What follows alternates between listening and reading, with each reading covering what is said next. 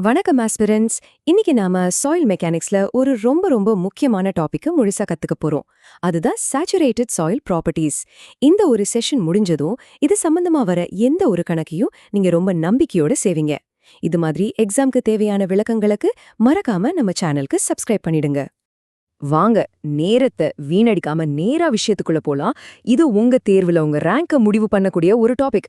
இந்த செஷனோட இறுதியில saturated soil கணக்குகளை பார்த்து நீங்க பயப்பட மாட்டீங்க. ரொம்ப சுலபமா அதை சால்வ் பண்ணுவீங்க. அதுக்கு நான் கேரண்டி.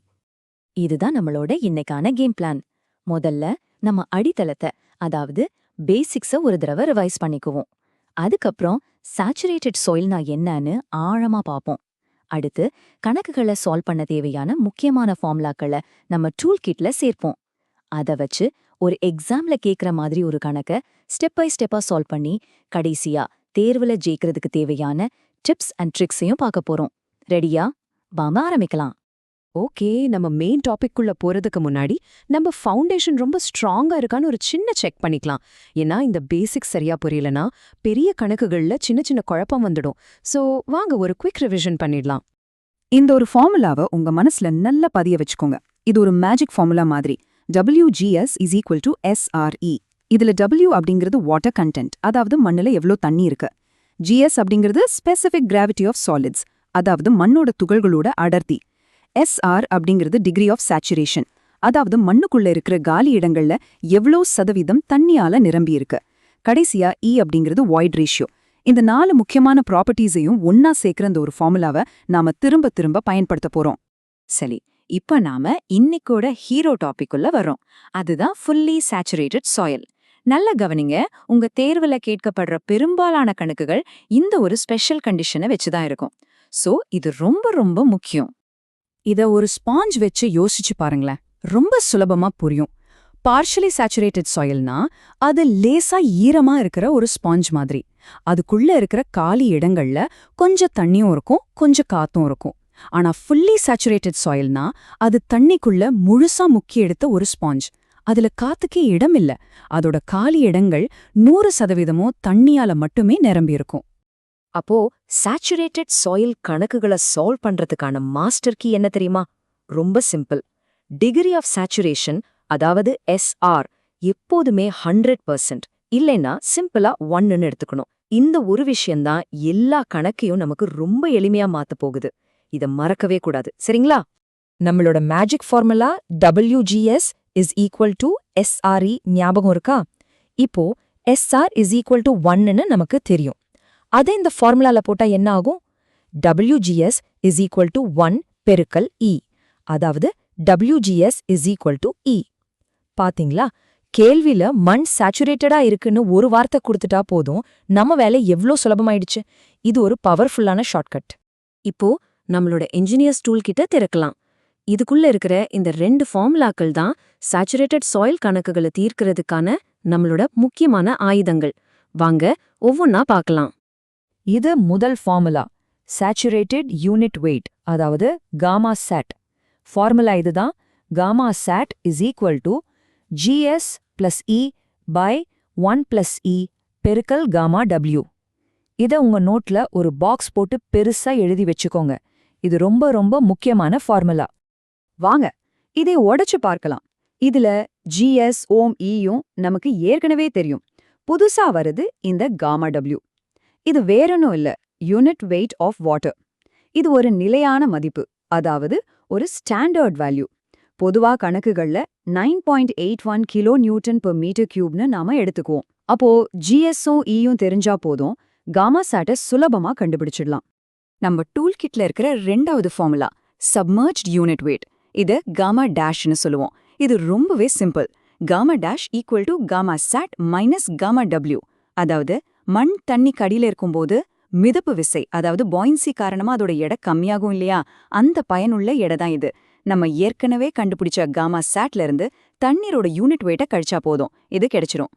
சரி, தியரி எல்லாம் போதும். நாம கத்துக்கிட்டத செய்து பார்த்தாதான் மனசுல நிக்கும். வாங்க இந்த எக்ஸாம் லெவல் கணக்க ஒன்னா சேர்ந்து ஸ்டெப் பை ஸ்டெப்பா சால்வ் பண்ணலாம். இதோ நமக்கு கொடுக்கப்பட்ட டேட்டா. நல்லா கவனிங்க. வாட்டர் கண்டென்ட் அதாவது W 30% அல்லது 0.30ன்னு கொடுத்திருக்காங்க. இது இந்த கணக்குக்காக நாம எடுத்துக்கிட்ட ஒரு மதிப்பு, அஸ்யூம்டு வேல்யூ. அடுத்து ஸ்பெசிபிக் கிராவிட்டி ஆஃப் சாலிட்ஸ் அதாவது GS 2.70ன்னு இருக்கு. இது சாயில் சாலிட்ஸ்க்கு ஒரு பொதுவான நிலையான மதிப்பு, ஸ்டாண்டர்ட் வேல்யூ. இதுதான் நம்மளோட மிஷன். நாம 3 விஷயங்களை கண்டுபிடிக்கணும். 1 void ratio E, 2 saturated unit weight gamma sat, 3 submerged unit weight gamma. கணக்குக்கு நாம யூனிட் வெயிட் ஆஃப் வாட்டர் அதாவது காமா Wக்கு அதோட நிலையான மதிப்பான standard value 9.81 kilonewton per metre கியூபா எடுத்துக்கலாம். ஸ்டெப் 1 வாய்ட் ரேஷியோ E ஐ கண்டுபிடிக்கலாம். முதல்ல கேள்வியில என்ன கொடுத்திருக்காங்க? Saturated soil. அப்போ உடனே நமக்கு SR is 1ன்னு ஞாபகம் வரணும்.